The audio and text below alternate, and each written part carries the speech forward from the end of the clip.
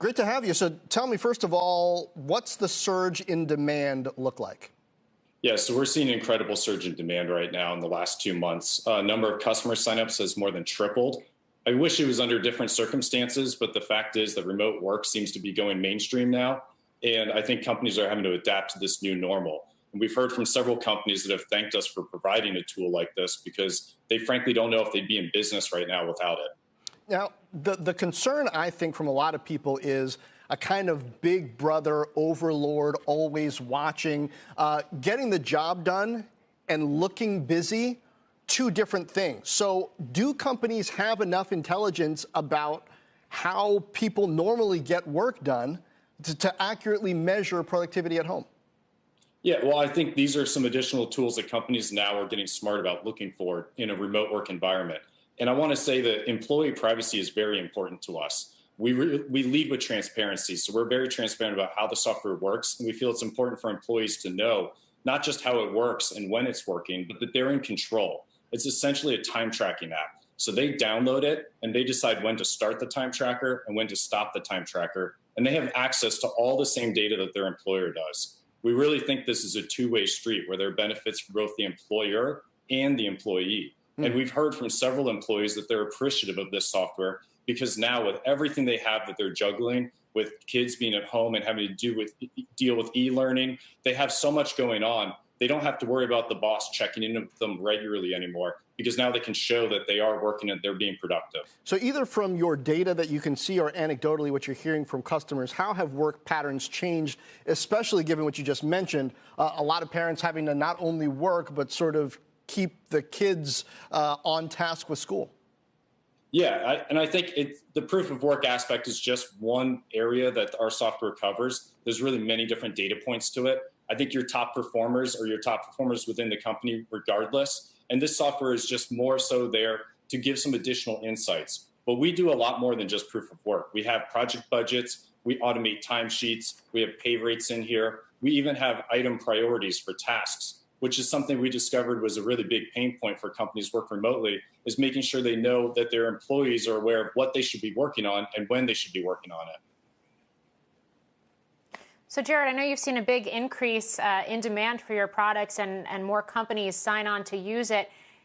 How much does the service cost, and how many of those new companies do you expect to stick around even after all of these economic reopenings start to take place and workers begin to get phased back into offices? Yeah, so it starts at $7 per user per month and goes up to $20 for the highest grade plan. And we really see that. I think this is the new normal. I think companies are going to be working remotely long after this pandemic. This was a trend that had started 8-10 years ago. We really feel like we were ahead of the curve on this because not only did we notice the trend, our entire company has worked remotely from day one. So I think there are huge competitive advantages to companies working remotely. And you're seeing things in the news now like Twitter extending their work from home policy permanently, where anybody at Twitter now can just continue to work from home even after this is over. This is the new normal. This isn't just a temporary period that we're in. Although, Jared, I wonder, I mean, crazy hypothetical, if a vaccine got announced today and we had massive doses given around the world starting immediately, how much of this would really be unwound? Well, I think what we're hoping for, a lot of the other aspects of our software, which has to do with automation, is going to make this have staying power. This is software that does more than just proof of work. This helps you automate a lot of those back-end chores that you were having to do. We think of it as workforce management software, not just remote proof of work software.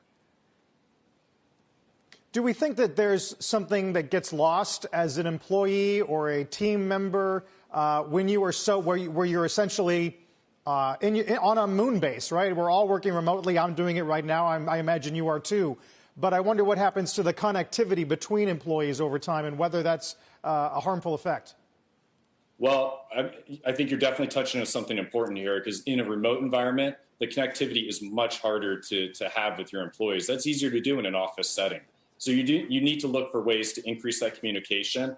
And you also need to safeguard around not falling into the bad traps of communication. And that goes back to managers having to do frequent check-ins just to get a pulse on what their workforce is doing and when people are working.